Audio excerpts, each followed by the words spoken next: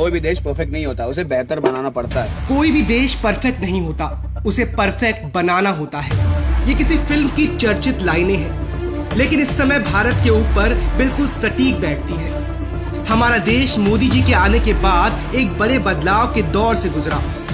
Surgical strike, स्वच्छ भारत अभियान, काला बाजारी पर रोक, 370 हटाना, राम मंदिर का निर्माण और आतंकियों का सफाया, ऐसे अनगिनत कार्यों ने विश्व भर में भारत की छवि को बिल्कुल बदल दिया। अब विरोधी देशों के लिए एक नया भारत है, लेकिन जो कांग्रेसी चमचे इस नए भारत और मोदी सरकार की आलोचना से अपना पेट भरते हैं, उनके लिए कुछ खास आंकड़े लेकर आए हैं कि कैसे कांग्रेस राज में देश में मातम का माहौल था और कैसे आतंकी आए दिन भारत पर बड़े हमले करते थे और आराम से हवा में गायब भी हो जाते थे।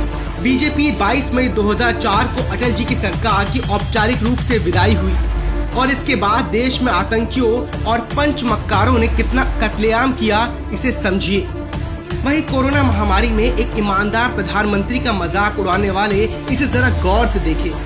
गांधी परिवार ने श्री मनमोहन सिंह को प्रधानमंत्री के पद पर जब नियुक्त किया, उस समय देश में हालात क्या हो गए थे। 5 जुलाई 2005 अयोध्या में राम जन्मभूमि पर आतंकवादी हमला, 6 लोग मरे और दर्जनों घायल। 28 जुलाई 2005 जौनपुर में श्रमजीवी एक्सप्रेस ट्रेन में RDX द्वारा बम विस्फोट, 13 मरे 50 घायल।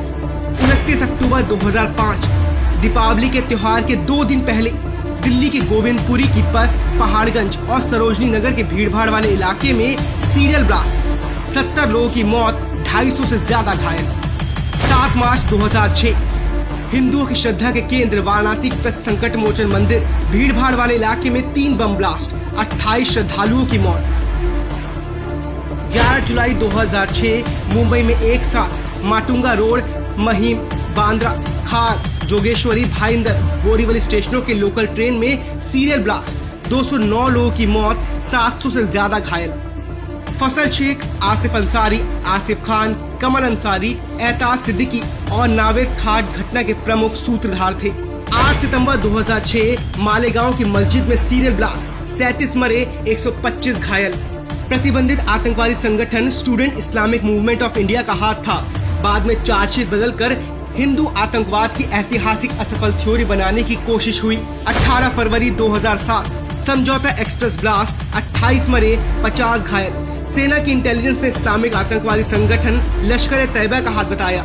वहीं कांग्रेस ने हिंदू आतंकवाद बनाने के चक्कर में भारतीय सेना के कर्नल श्रीकांत पुरोहित को जेल में 7 वर्षों तक भयानक यातनाएं दी। 9 वर्ष बाद पुरोहित जेल से बाहर आए। 24 नवंबर 2007 उत्तर प्रदेश में लखनऊ, अयोध्या और बनारस के न्यायालयों में सीरियल ब्लास्ट, 16 लोग मरे और 79 लोग घायल। 1 जनवरी 2008 रामपुर उत्तर प्रदेश में CRPF कैंप पर हमला, 8 लोग मरे, 7 घायल, लश्कर तैयबा का हाथ।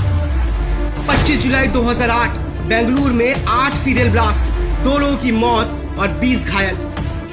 13 सितंबर 2008 दिल्ली के Ghaffar market, Barakhamba road, GK1 central park में 31 मिनट के अंदर 5 बम धमाके हुए, 4 अन्य बम निष्क्रिय किए गए, 33 लोग मरे और 150 से ज्यादा घायल हुए। 13 फरवरी 2010 पुणे की जर्मन बेकरी में बम ब्लास्ट, 17 लोग मरे और 70 घायल।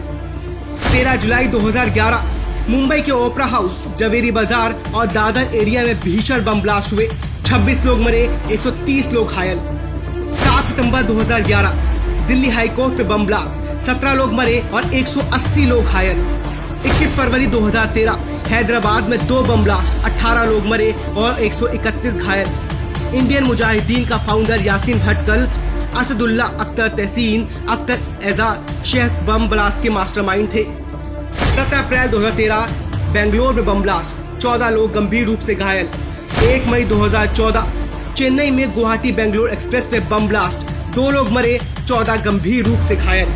यहाँ एक बात और याद दिलाना जरूरी है कि जब बाटला हाउस एनकाउंटर हुआ और इंडियन मुजाहिदीन के आतंकवादी उसमें मारे गए थे, तो तत्कालीन कांग्रेस की मुखिया श्रीमती सोनिया गांधी उन आतंकवादियों की लाशों को देखकर फूट फूट कर रोई थी, जैसे कोई अपना चला गया हो।